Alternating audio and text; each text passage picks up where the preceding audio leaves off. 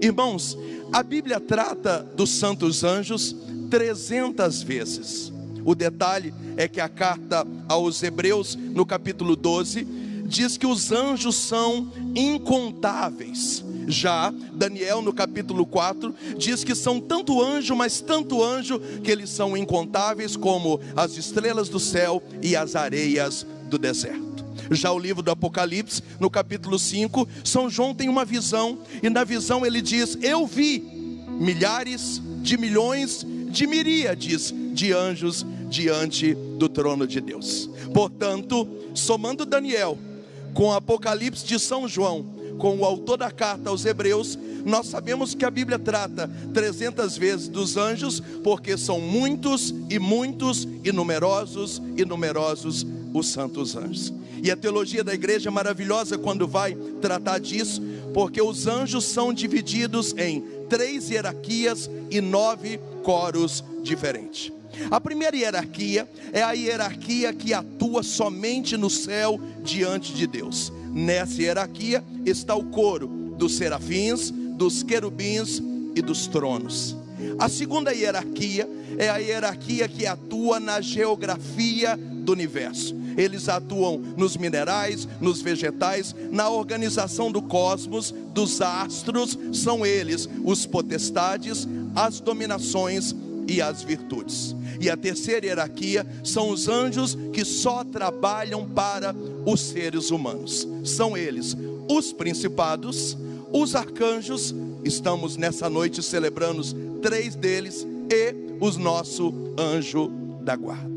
Primeira coisa que temos que saber é que os poderes dos anjos são ilimitados. Por que que o poder dos anjos são ilimitados? Primeiro, porque São Tomás de Aquino, que é chamado também de doutor angélico, ele nos dizia que os anjos são poderes de Deus em movimento. Ou seja, quando Deus pensa em fazer alguma coisa, os anjos são a execução do haja e do fazer de Deus. É a mesma coisa que diz o Salmo 68, a dizer que os anjos são como que a carroça, o cavalo que leva o estandarte da glória de Deus. Então por que que os santos anjos têm poder de nos curar, de nos libertar, de nos proteger, que é o tema dessa noite? Porque eles são ilimitados, porque eles são a própria glória de Deus em movimentação a nosso favor.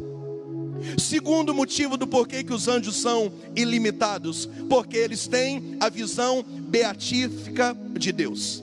Eles sabem muito bem como Deus pensa, como Deus sente e qual que é a visão do coração de Deus para nós. E a carta aos Hebreus, no capítulo 1, diz que eles são seres espirituais, como não estão presos na matéria, têm poderes de ir e vir e atuar espiritualmente no meio de nós. Assim como o Catecismo da Igreja Católica também vem nos dizer no parágrafo 328 que eles não são seres corporais, então não tem matéria, por isso os poderes angélicos são ilimitados.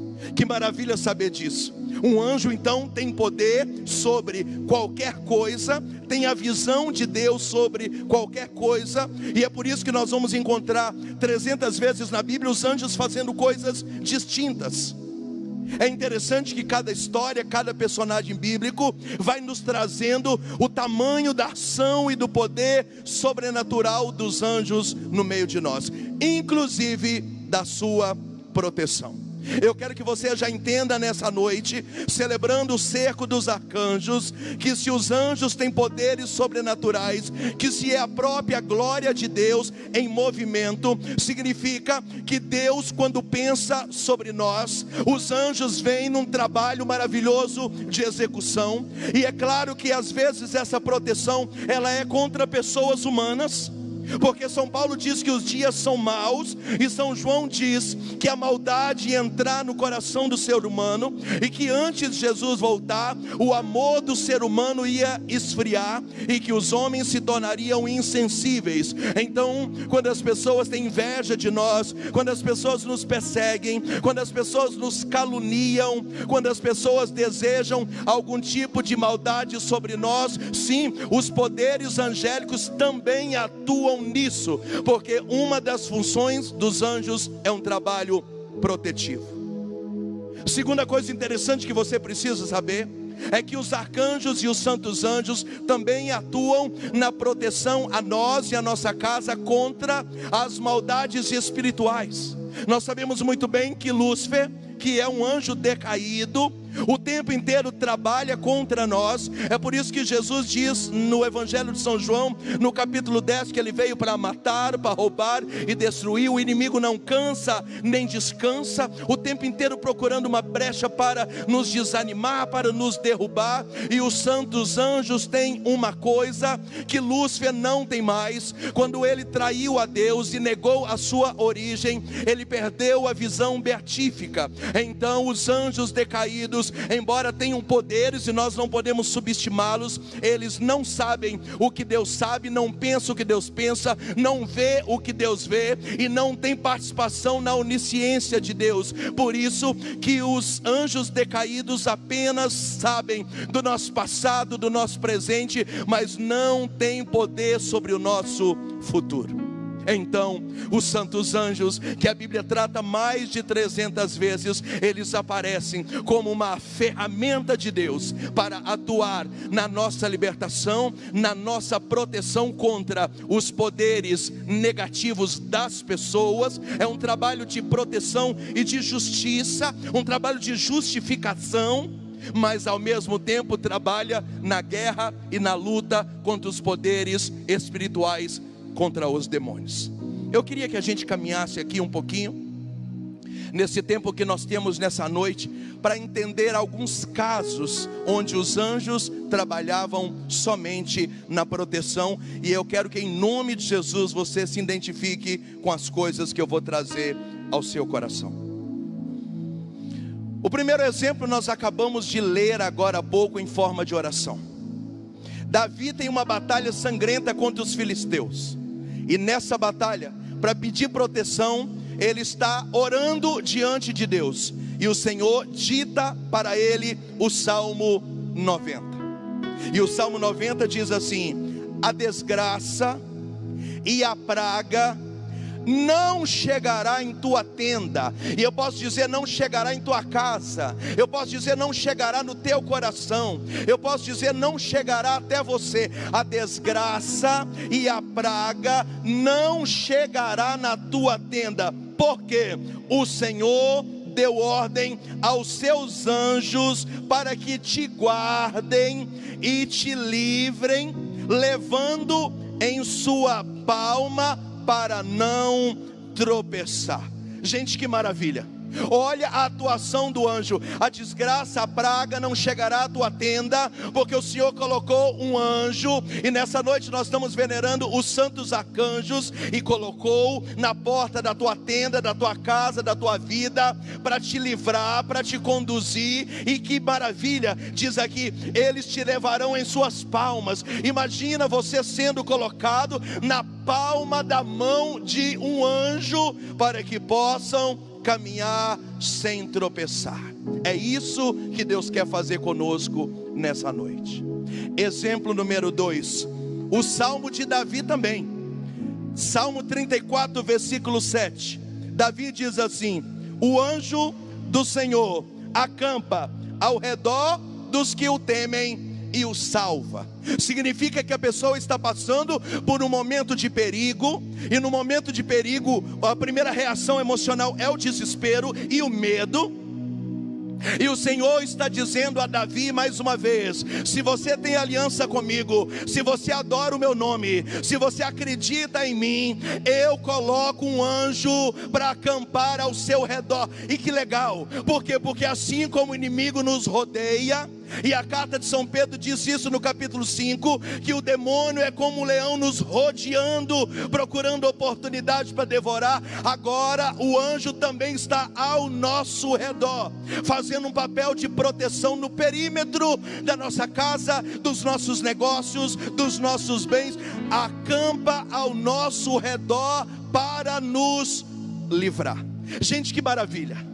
Se você toma posse do que Deus está fazendo conosco nessa noite, você vai levantar a sua cabeça, porque hoje nessa noite o Senhor quer tirar de nós esse espírito maligno do medo. Enquanto nós orávamos, o Senhor me dizia: muitos de nós estamos com medo, como que oprimidos, e os anjos querem fazer esse trabalho da libertação, dessa opressão. Talvez você está oprimido pela depressão, pelo pânico, talvez até pela incerteza do cenário da pandemia, da vida financeira. Mas o Senhor disse para Davi, em tempo de batalha, Davi que foi general de batalhas, e ele disse: o anjo do Senhor acampa ao redor dos que o temem e o salva. Se você quiser aplaudir na sua casa, pode aplaudir, é isso mesmo. É essa libertação protetiva que o Senhor está fazendo no meio de nós. Que maravilha, que maravilha. Exemplo número 3.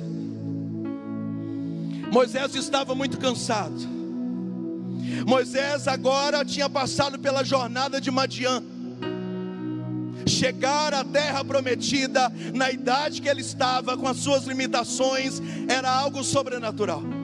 E o Senhor diz para Moisés, no livro do Êxodo, capítulo 23, versículo 20: eu envio diante de ti um anjo para lhe proteger e te conduzir até o lugar que eu preparei para você. Você está cansado, Moisés?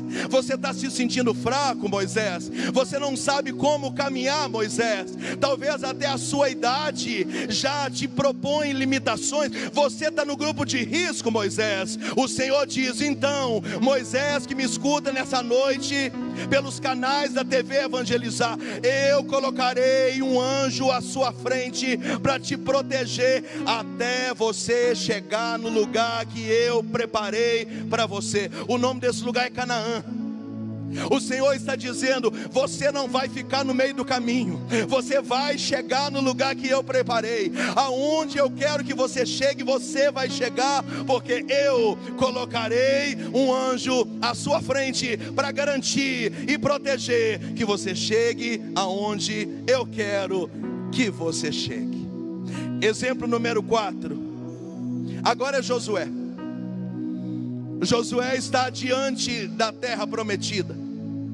O detalhe é que essa terra já tinha dono. Espiritualmente a terra é deles, mas pela lógica, lá havia os heteus, os amorreus, os jabuseus, os filisteus, e uma raça de homem gigante, numa anomalia bíblica chamada raça de Enaque, de onde saiu o Golias, que lutou com Davi. Eram homens de 3 metros de altura.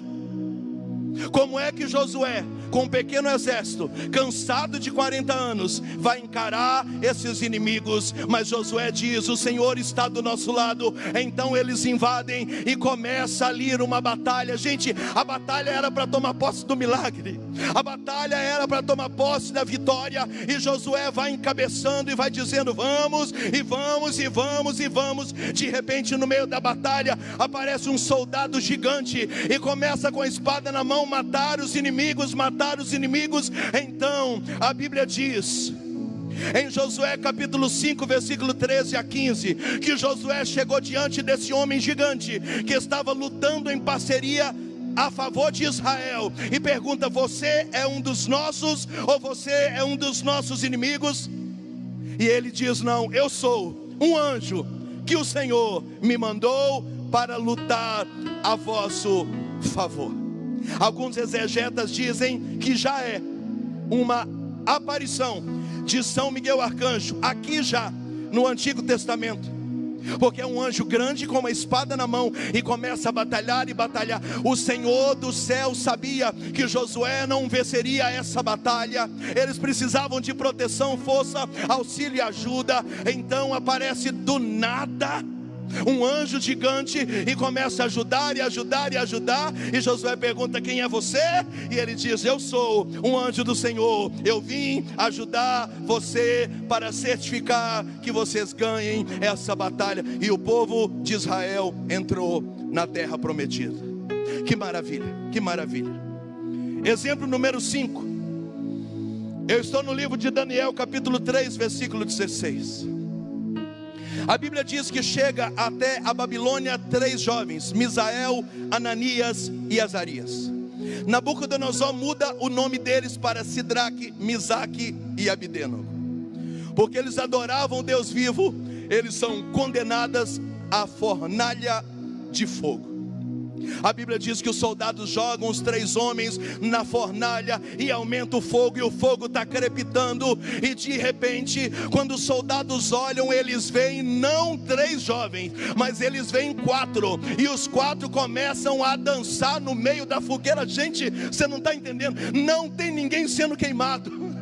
Não tem ninguém sendo queimado. Os 3 estão dançando, Misael, Ananias e Azarias, e tem um 4º anjo dançando junto. E aí, então o rei pergunta: peraí, nós não jogamos na fornalha, não foi 3? Sim, mas eu estou vendo 4. Então o rei olha e diz: o 4º parece uma figura de anjo no meio deles. E a Bíblia diz que esse 4º homem, que era um anjo, no meio da fornalha, soprava as brasas, e as brasas não queimavam os 3 jovens, mas queimavam os soldados que estavam na porta de entrada da boca da fornalha. Que maravilha, que maravilha! No meio da queimada, e não se queimavam, e não se queimava. Agora se explica o Senhor dizendo ao profeta Isaías: se tiveres que passar no meio do fogo, vocês não vão se queimar. Se cumpre essa palavra nos 3 jovens da fornalha. O 4º não era um jovem, era um anjo protegendo, soprando as brasas, dando a vitória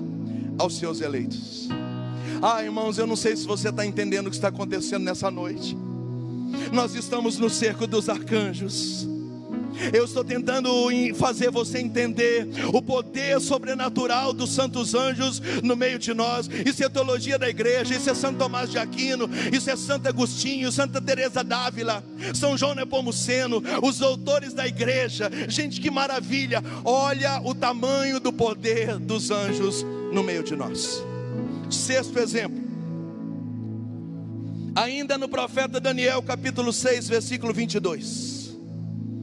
A Bíblia diz que Daniel chega na Babilônia, e o nome dele também é trocado. Ele passa a se chamar um nome pagão, Beltesazar. Acabaram dedurando ele, porque olharam pela janela e perceberam que ele orava 3 vezes por dia. Mas Nabucodonosor já tinha lançado um edito que quem fosse pego adorando o Deus verdadeiro, nosso Deus, seria condenado à cova dos leões.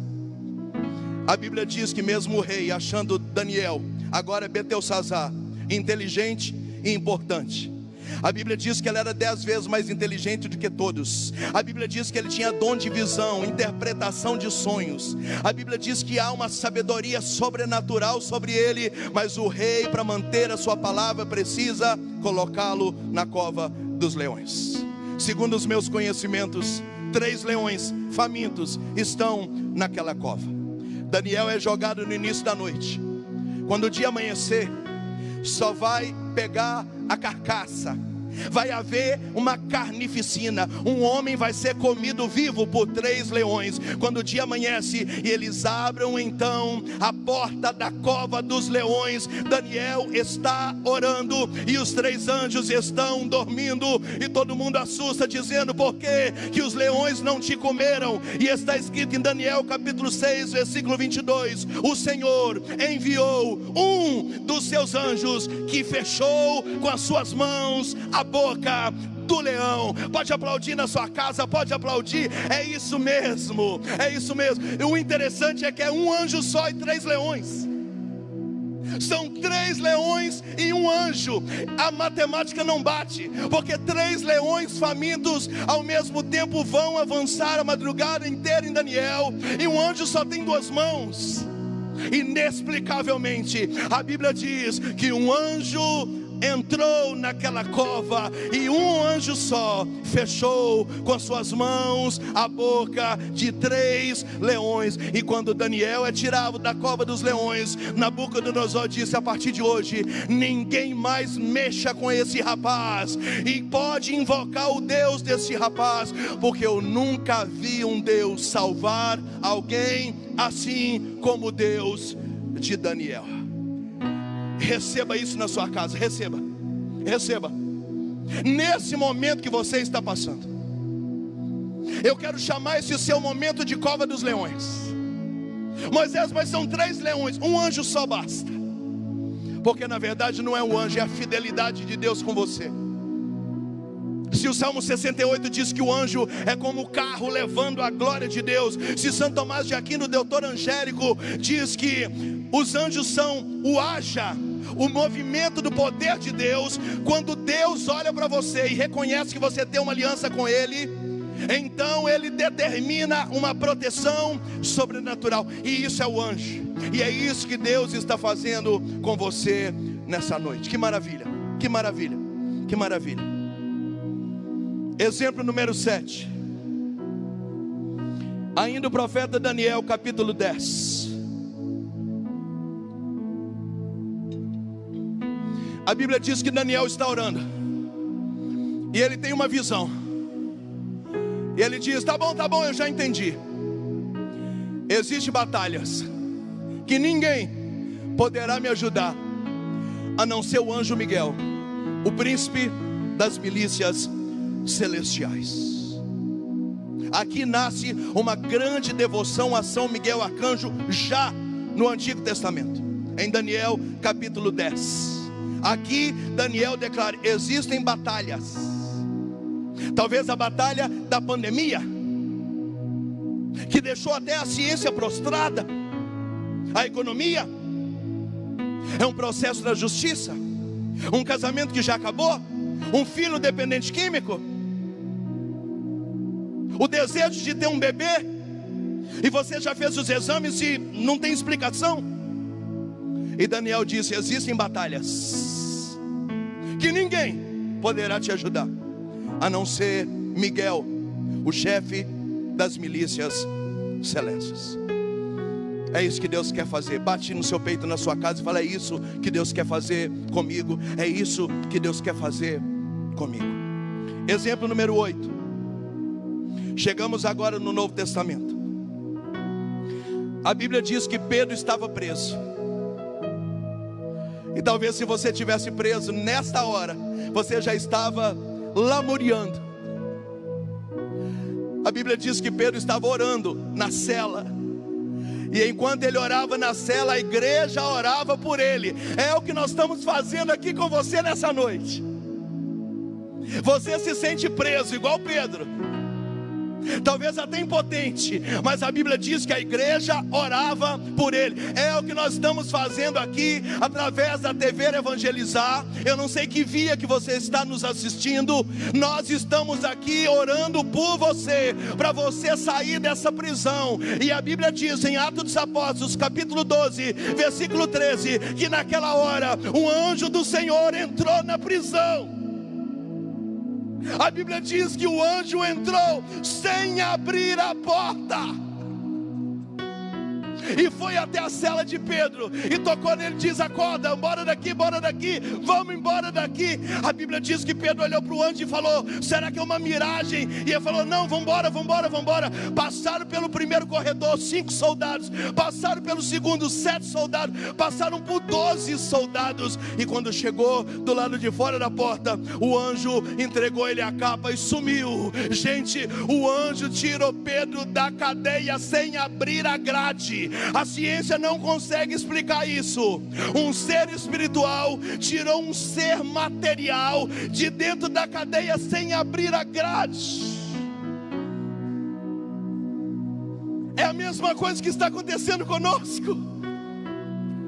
Você vai dizer: dessa grade que eu não saio não. Como é que o meu negócio não vai falir, Moisés? Não tem lógica, vai falir. E assim como o anjo tirou Pedro da prisão sem abrir a grade, diga amém na sua casa, o Senhor pode tirar você dessa grade enquanto a igreja está aqui orando por você. Sem abrir a grade, sem assinatura, sem aprovação do papel, antes do período previsto. Meu Deus. Exemplo número 9. A Bíblia diz que Paulo está indo numa reunião em Roma. Só que no meio do caminho acontece um fenômeno que a Bíblia chama de Euroaquilhão. Depois da ilha de Malta, uma tempestade começa a socar a embarcação. A Bíblia diz que jogaram as comidas jogaram a roupa. A Bíblia diz que já não tinham mais o que fazer. Havia quase 300 pessoas, 270 e poucas, naquela embarcação. E as pessoas já davam por mortas todos aqueles irmãos que estavam no barco. A Bíblia diz que já estavam 10 dias à deriva. Não sabia se era dia e nem se era noite. Havia um nevoeiro que não dava para saber se tem sol ou se tem lua.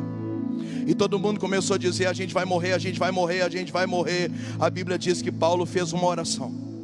E no meio da oração, Atos dos Apóstolos, capítulo 27, versículo 23, Paulo diz assim: ontem à noite, um anjo do Deus que eu sirvo veio me dizer: ninguém vai morrer nesse barco, porque daqui 3 dias eu tenho uma reunião marcada com o imperador, e essa reunião continua agendada. No meio daquela embarcação, todo mundo já eufórico, sem saber o que fazer, e um anjo visita Paulo no meio da tempestade e diz: ei, eu vim aqui para te dizer que ninguém vai morrer nesse barco. Eu acredito que o anjo ali usou os poderes de Deus mais do que o recado. E a Bíblia diz que bateram no banco de areia e chegaram todos salvos 3 dias depois em Roma.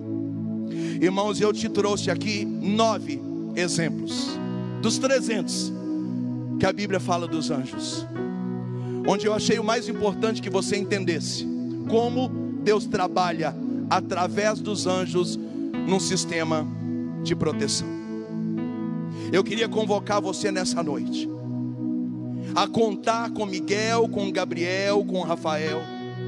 Eu queria contar nessa noite para você que eu tenho visto Deus fazer milagres na vida das pessoas.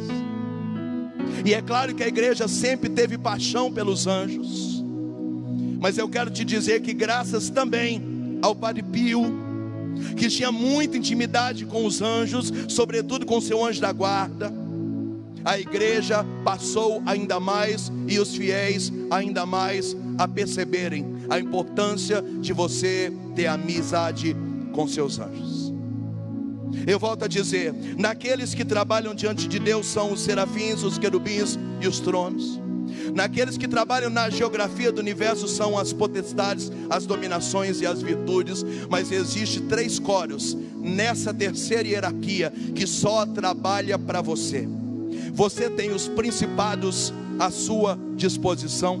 Você tem os arcanjos, que nessa noite nós estamos te apresentando 3, Miguel, Gabriel e Rafael. E nós temos o anjo da guarda. É um exército espiritual e celestial, preparado para exercer a glória de Deus sobre você. Eu quero te pedir que em nome de Jesus você levante desse abatimento. Há muito tempo o Senhor tem investido em você. O Senhor tem investido em você com o cerco de Jericó. O Senhor tem investido em você com o cerco dos arcanjos. O Senhor tem investido em você através da TV Evangelizar. O Senhor tem investido em você na Santa Missa, na adoração, na confissão. O Senhor tem investido em você nas pregações como essa. O Senhor tem investido em você no jejum, na penitência, na quaresma. Quanto tempo o Senhor tem investido em você, e você não pode agora, nesse processo de pandemia, sofrer um apagão. Me desculpa, alguns sofreram um apagão da fé, não creem mais, não vão se levantar mais. Alguns não querem mais reconstruir. Quantas pessoas nós tivemos contato nesse 1 ano de pandemia? Pessoas que abandonaram a fé, abandonaram os seus postos. Pessoas que eram sentinela e que agora não são mais sentinelas. Abandonaram os projetos que Deus sonhava para você. E eu estou aqui nessa noite, antes de nós orarmos, para te dizer que Deus tem projetos para você, para te dizer que a pandemia não é capaz de destruir sonhos espirituais de Deus para você. Eu estou aqui para te dizer que a pandemia, embora machucou, matou, dispersou, destruiu muita gente. Se você crer e se levantar nessa noite, eu profetizo: a pandemia não é capaz de roubar os sonhos que Deus tem para você. Que através de São Miguel, São Gabriel, São Rafael, dos principados, do seu anjo da guarda, nós nos levantemos hoje como família angélica para a batalha. Deus está com você. Receba essa palavra de bênção em nome de Jesus, e você vai vencer em nome de Jesus.